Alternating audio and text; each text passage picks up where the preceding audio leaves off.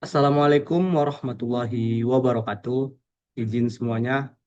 Sebelumnya saya ucapkan terima kasih kepada audiens yang telah hadir pada Zoom meeting saya pada pagi hari ini. Perkenalkan, nama saya Dimas Egiawan dari kelas TPTP 6B. Di sini saya akan mempresentasikan tugas dari mata kuliah Penjamin Mutu Perkebunan dengan judul Budaya Mutu Perkebunan Berbasis Good Agriculture Practice GAP dan Good Handling Practice atau GHP.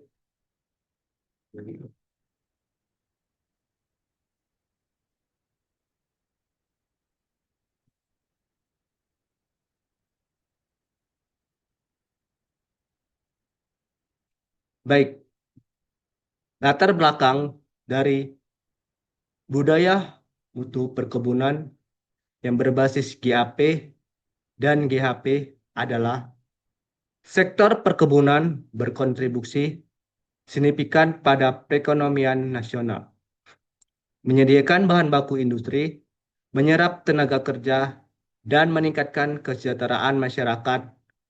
Namun, tantangan utama adalah penjaga konsistensi mutu hasil produksi di tengah tuntutan pasar yang semakin ketat terhadap kualitas, keamanan, keamanan pangan, dan keberlanjutan.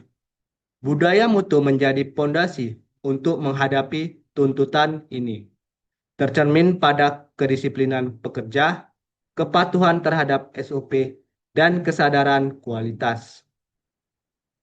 Penerapan GAP sangat baik dalam budidaya, efisien, dan ramah lingkungan. Dan GHP penanganan hasil untuk menjaga mutu sampai ke konsumen.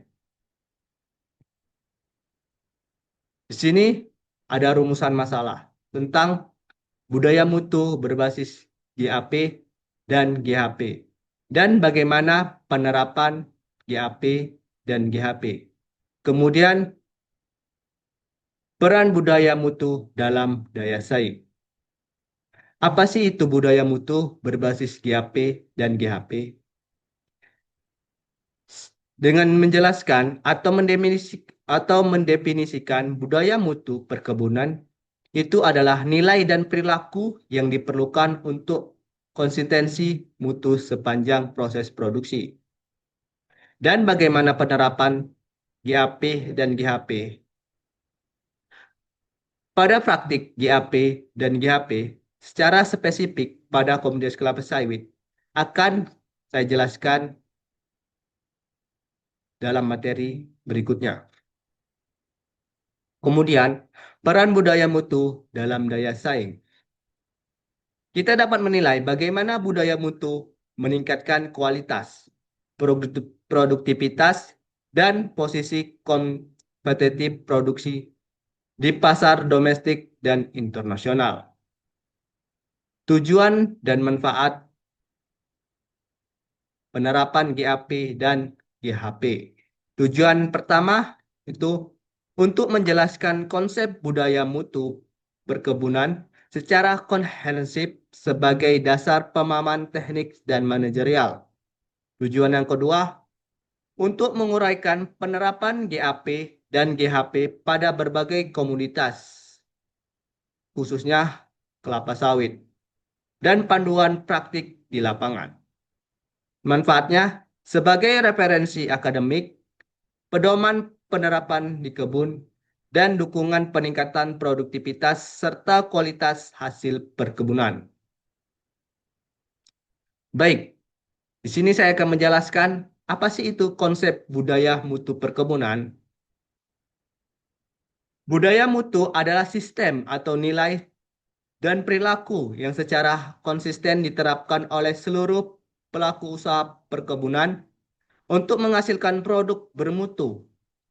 Ini mencakup seperti sikap disiplin, tanggung jawab, dan kesadaran terhadap pentingnya standar kerja. Budaya mutu terintegrasi dalam setiap tahapan produksi, seperti pengolahan lahan, pemeliharaan, panen, hingga penanganan hasil. Kegagalan dalam salah satu tahap dapat menurunkan mutu dalam sebuah produk atau dalam akhir produk. Baik, sini saya akan menjelaskan tentang penerapan atau GAP, Good Agriculture Practice. GAP adalah pedoman teknik dalam pengolahan usaha perkebunan agar menghasilkan produk yang bermutu tinggi, aman dikonsumsi, ramah lingkungan, serta berkelanjutan. Dalam konteks perkebunan kelapa sawit, GAP, budaya kebun, berarti seluruh kegiatan budaya tanaman mulai dari pembukaan lahan, penanaman, pemeliharaan hingga panen dilakukan sesuai standar operasional yang telah ditetapkan oleh perusahaan dan regulasi pemerintah. Di Indonesia, penerapan GAP dalam perkebunan kelapa sawit sejalan dengan standar sertifikasi seperti Indonesian Sustainable Palm Oil atau ISPO. Ada 4 poin dalam penerapan GAP di perkebunan kelapa sawit. Yang pertama itu pemilihan lahan dan perencanaan. Pemilihan lahan yang sesuai, analisis tanah, dan perencanaan tata guna lahan untuk berkelanjutan produksi. Yang kedua itu benih atau bibit unggul. Penggunaan bibit unggul untuk produktivitas dan ketahanan terhadap hama dan penyakit. Yang ketiga, pemupukan dan pengendalian hama. Pemupukan berimbang berdasarkan analisis tanah dan daun, pengendalian hayati, dan terpadu untuk meminimalkan penggunaan bahan kimia. Dan yang keempat, pengolahan lingkungan dan pencatatan. Praktik konservasi, manajemen limbah, dan pencatatan kegiatan budidaya untuk sudut dan perbaikan berkelanjutan. Penerapan GAP secara langsung akan saya jelaskan pada materi berikut, yaitu penerapan GAP untuk persiapan dan pengolahan lahan. Yang pertama itu tidak melakukan pembakar lahan. Karena pembakaran lahan dapat mengakibatkan dampak yang tidak baik bagi lingkungan, terutama bagi ekosistem sekitar. Pembakaran hutan dapat menyebabkan polusi udara dan banyak hambatan yang terganggu akibat dari pembakaran lahan dan banyak merugikan ekosistem baik dari air maupun darat. Kemudian melakukan analisis tanah sebelum tanam. Kita harus melakukan analisis tanah sebelum menanam tanaman kelapa sawit agar tanaman layak ditanam atau kondisinya pada pertumbuhannya bagus. Analisis tanah tidak boleh mengambil tanah yang terlalu asam atau tanah yang tidak dapat tumbuh-tumbuhan. Yang selanjutnya membuat sistem drainase. Setelah melakukan analisis tanah, kita harus membuat sistem drainase agar pertumbuhan yang kita tanam tidak tergenang air. Karena tanaman yang tergenang air dapat mengakibatkan penyakit atau terserang hama dan mengakibatkan pertumbuhannya terganggu sampai mati. Selanjutnya menjaga kawasan lindung seperti air sungai. Itu dapat saya contohkan sebagai pada saat kita meracun, tidak boleh mengambil air secara langsung di sungai ataupun parit. Karena racun bisa membunuh atau mencemari air dan mengakibatkan lingkungan menjadi buruk atau ekosistemnya akan mati karena terkena racun dari pengambilan air.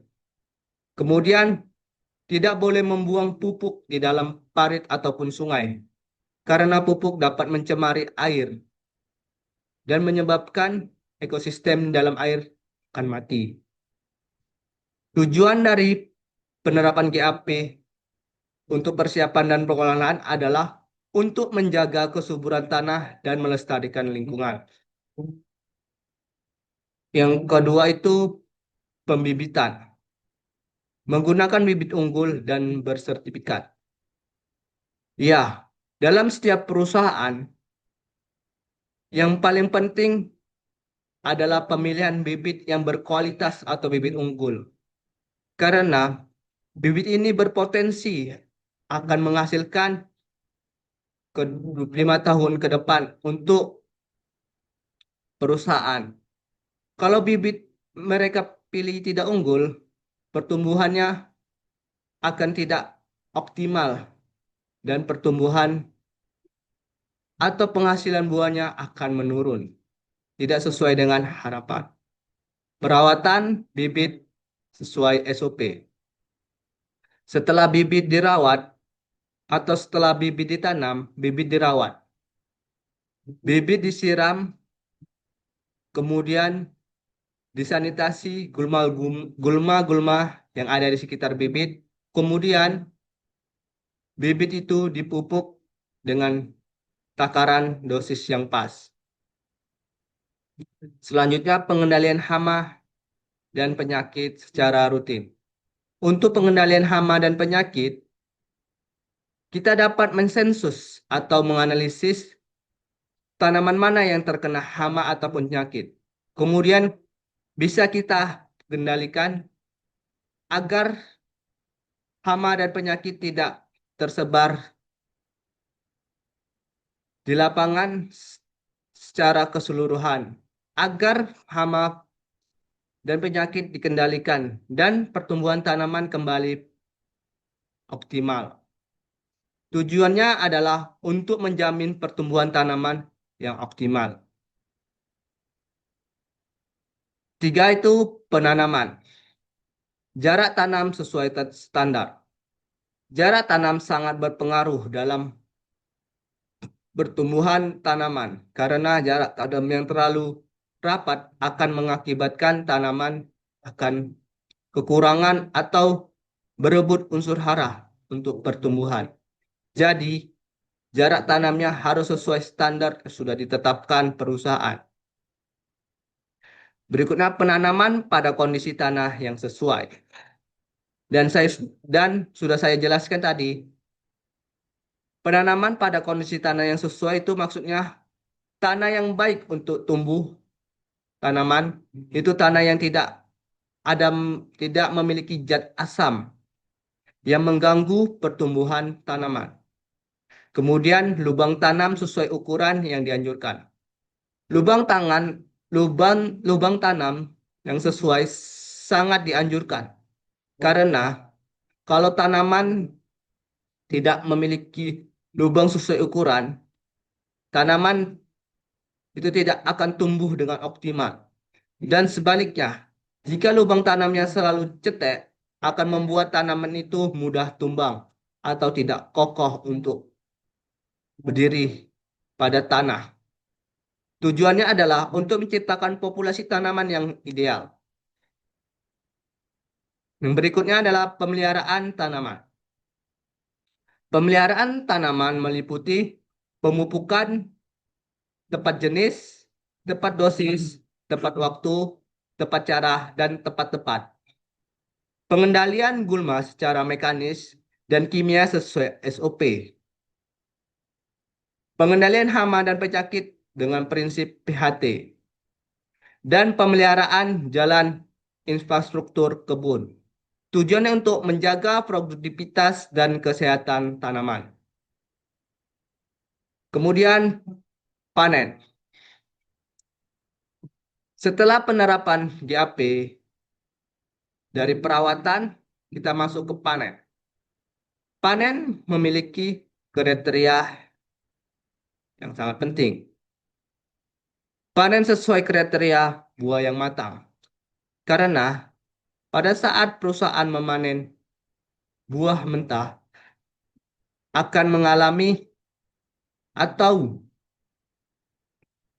buah yang mentah itu tidak bagus untuk menghasilkan minyak kelapa sawit.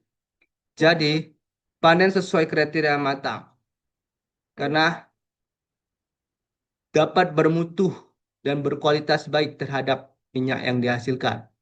Tidak memanen buah mentah, mengutip brondolan secara bersih, tidak merusak tanaman saat memanen, tujuannya untuk menjaga kualitas hasil produksi.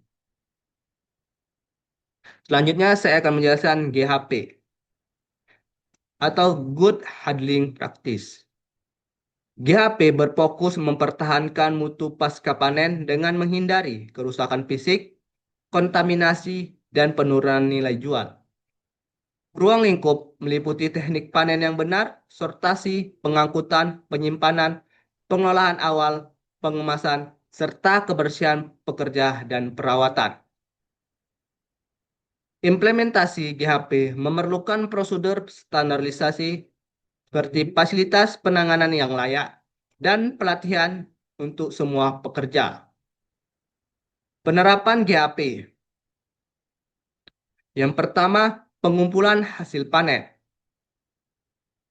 Buah dikumpulkan di TPH atau tempat pengumpulan hasil.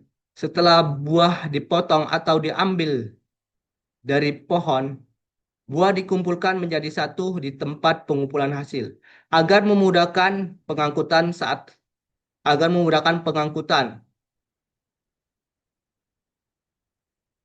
Tidak tercampur dengan buah mentah atau buah busuk. Buah yang berkualitas baik tidak boleh tercampur dengan buah mentah atau buah busuk. Itu dapat menurunkan kualitas dari buah tersebut. Selanjutnya, brondolan dikumpul secara bersih. Karena brondolan yang tertinggal di lapangan dapat mengakibatkan gulma. Gulma yang dapat menghambat penyerapan unsur hara atau gulma yang menjadi pembagian unsur hara. Jadi, brondolan dikumpul secara bersih agar tidak tumbuh tunas-tunas kelapa sawit yang akan menjadi gulma. Kemudian penyortiran memisahkan buah mentah, buah busuk, dan buah lewat matang. Agar tidak mengurangi kualitas buah yang sudah matang. Mengurangi kontaminasi bahan asing seperti tanah, pasir, dan pelepah. Tujuannya untuk menjaga mutu sebelum dikirim ke konsumen atau ke pabrik. Pengangkutan. Penggunaan alat angkut yang bersih, waktu pengirian tidak terlalu lama, tidak terjadi penumpukan berlebihan, tujuannya untuk mencegah fermentasi dan penurunan kualitas atau ALB. Keberhasilan dan higienitas. Area TPH harus bersih. Pekerja menggunakan APD karena APD itu untuk menjaga kesehatan dan keselamatan pekerja dalam pelaksanaan pemanenan dan pengangkutan. Tidak ada kontaminasi bahan kimia. Bertujuan untuk menjaga keamanan dari kualitas produk. Prinsip utama dalam GAP dan GHP adalah yang pertama, keamanan pangan dan produk. Sudah pasti, prinsip utamanya adalah keamanan karena produk yang sudah menerapkan prinsip GAP ataupun GHP sudah pasti keamanannya terjamin dan siap dikonsumsi bagi konsumen. Yang kedua, ramah lingkungan. Perusahaan yang sudah menerapkan prinsip GAP dan GHP pasti menerapkan yang namanya ramah lingkungan atau menjaga lingkungan agar tetap stabil. Agar ekosistem yang ada di perkebunan tidak terganggu. Selanjutnya, kesehatan dan keselamatan kerja. Yang sudah saya jelaskan tadi tentang penggunaan APD pada pekerja. Karena kesehatan dan keselamatan pekerja itu sangat penting. Karena karyawan yang sudah menerapkan atau perusahaan yang sudah menerapkan prinsip GAP, jadi GAP akan peduli terhadap karyawannya. Karena keselamatan kerja karyawan dapat berpotensi baik bagi pengelolaan perkebunan. Yang keempat, efisiensi produk. Prinsip yang sudah menerapkan GAP dan GHP sudah pasti efisiensi produk, yang sudah pasti produknya aman dan berkualitas baik dan siap diskon dan siap diproduksi oleh konsumen.